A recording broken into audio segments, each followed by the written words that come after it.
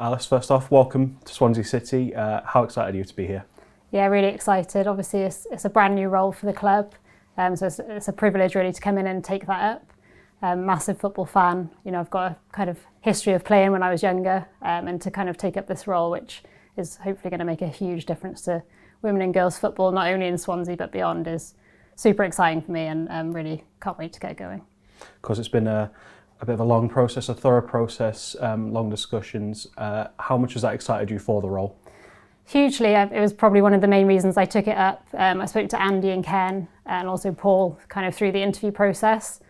And yeah, just the passion, the kind of genuine drive they've got to make this work was a massive kind of reason that I decided to take the role. Obviously, they've transformed the women's side into semi-professional in the summer.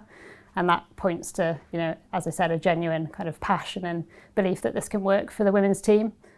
So yeah, just super excited to get in and get going. Of course, you've had the chance to see the facilities over at the stadium, here at Landor as well. What are your first impressions? Really good, like really high quality. Obviously the stadium kind of speaks for itself, and I know the women's team have played there recently with the Wrexham game, and hopefully we can get them back there soon. And then yeah, again, training facilities, you know, the girls are stepping up now to semi-professional, and I think the facilities match that ambition and beyond. So yeah, really impressed, really excited to get to know the place and the people here as well. Of course, you mentioned it being a brand new role. What does this role mean to you and to women's football in Swansea? Well, I think it's a huge opportunity. It's brand new. It's kind of been created from scratch, but that's not to say, you know, I'm aware that there's been a lot of voluntary work that's gone into the background in this women's team, and also, you know, work of the foundation in the community. But yeah, just having that dedicated time, that dedicated space to concentrate on women's football and girls football in Swansea, I think, you know, the opportunities are almost endless, and a big challenge is going to be finding those priorities and what do we focus on first, because I think there's a lot we can do. But hopefully, you know, this could create a massive difference to women and girls football in Swansea, and hopefully beyond as well. And of course, there'll be long-term and short-term goals, but what will this mean to the players? I think hopefully for the players, and I haven't had a chance to speak to them yet, but really looking forward to spending some time with them. Probably just having, I guess, a person that they can turn to, a figurehead that's got some standing within the business of the club. I imagine that will be, you know, really key for them. They've obviously got the coaching staff there already. They've got some really talented players, and I know the on-field success is already there. But just having, I guess, me to turn to, you know, to look at how can we really make that step up into semi-pro and potentially beyond. Hopefully that'll inspire them and know that someone's, I guess, got their back, and there's always, you know, I'm always going to be there for them when they want to have those conversations. Of course, you join us from Welsh Rugby Union. What will you take from your time there? Quite a lot. So my kind of work at Welsh Rugby was commercial based. So I was, I guess, tasked with looking after our commercial partners and our principal partners. And whilst I was there, well, when I joined, there was no professional women's players there at all, and when I left, there was 32 full-time women's rugby professionals, which is obviously incredible. And with that, I saw, you know, improved performances because they've got the time to train and dedicate their time really to the sport. They were playing better, so more fans wanted to come to the games. So we actually had record crowds at Cardiff Arms Park for the Women's Six Nations. And then with that, you know, it was bigger profile. Brands wanted to get involved, so we found that particularly some of our big principal partners were actually really genuinely excited by the women's team and the commercial side of things. And so I think it just turns into a cycle then where the profile of the players is growing, more people are interested, they want to support the girls, and hopefully that, you know, transforms then into on-field success. So yeah, what I would take from that is, I guess, the potential of where a growing profile of players and a women's team can get you long term. And of course, being part of that process, helping the team go to professional there, how much will that translate here? You know, the team recently turning semi-professional. Massively, and you know, I wasn't really involved in the performance side, but again, just going back to that commercial point, having brands interested in the players was a huge thing for them. It was brand new and they were excited by it, but also nervous. And you know, hopefully I've got experience of helping the players through that, because they suddenly get a lot more media attention, and that's really new for a lot of them as well. So I think it'll translate massively, and hopefully I can help put, you know, processes in place to help the girls step up into that semi-professional environment, particularly with the, I guess, the commercial and the business side of things.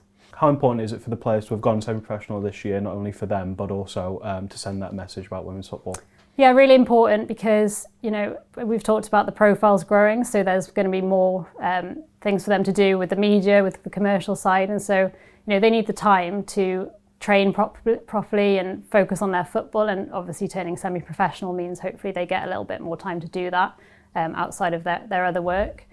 And what it says, I think, to the women and girls community locally is, you know, there's a job out there potentially if you want to be a football player in the future. And I think when we look at, you know, the WSL or kind of the English team and the Welsh team as well, the success that we're starting to see, you know, it's only going one way, it's going up, and the opportunities are going to get more and more. So yes, this is a first step. It's a great first step. It's really exciting, but I think it just points towards like a really exciting future and more opportunities to come. And how important is it to keep growing, to keep raising the standards now that we have made that first big step? Yeah, it's key. Like I said, I think it's only going one way, and I think once you set that initial standard, things are just going to get better. Like I said earlier, I'm here for the girls to talk to me about what they need to succeed. Again, coming at it very much from, I guess, the business side of football and the commercial side. You know, that's only going to help grow the profile and hopefully encourage more people to get involved in the team. So I think it's key. Of course, we sit here on your first day, but what are your immediate priorities coming through the door? Short term, I think what I've learned in previous roles is just the quicker you can get to know people, the better. It feels like a very family kind of club environment here, and a lot of people have said that to me. So I think just getting around, working out what the lay of the land is, getting to know people, it's going to be a massive team effort. It's not just going to be me that makes this a success. So I'm really keen in the first kind of month or so just to get around and get to know people, and obviously within that as well is getting to know the players and the coaches and to understand the journeys that they've been on, because I imagine it's not been easy. Obviously the semi-professional came in the summer, so it's still relatively new, and they'll all have stories and journeys that they've been on to get to that point. I think that's important to learn about and know when we start thinking about what we want to do in the future. Of course, a part of the role is that pathway for young girls to the first team. Obviously, at the moment we have our under-17s and our under-19s team. How important is it to have a clear and defined pathway to the first team? Yeah, that's going to be huge, and that's probably one of my longer-term objectives that I've spoken to Andy and Ken about already, is setting up that girls' academy in the future. I think it's widely spoken about with women's football that, you know, the lack of opportunity for young girls in South Wales and beyond really is an issue, and you know, once you get into that pathway and get up the leagues, obviously there's more opportunities there, but we need to be there from a young age, and we need to give young girls the chance to kind of get into this pathway and, you know, build to eventually hopefully play for Swansea and maybe even Wales. And of course for yourself growing up, obviously those opportunities weren't there as well. Can you just tell us about your history in the game? Yeah, so I grew up in Llantyrt Major in the Vale of Glamorgan, and just kind of, as soon as I could speak, just loved football. I'm not too sure where it came from, to be honest, but I just loved it. So as soon as I could, I started playing in the school, which was a boys' team, and then I joined the local football club, which was Llantyrt Major boys, and kind of went through from under 7s, I'd say, all the way up to kind of under 13s. Absolutely loved it. You know, to be fair, the boys treated me as one of them. It was a bit of a standout having a girl in the team, like it was a bit of an unknown and a bit of a strange thing. But basically one day got a phone call, I think I was 12 or 13, to say, sorry, you can't play anymore because these are the rules. And I was just absolutely gutted.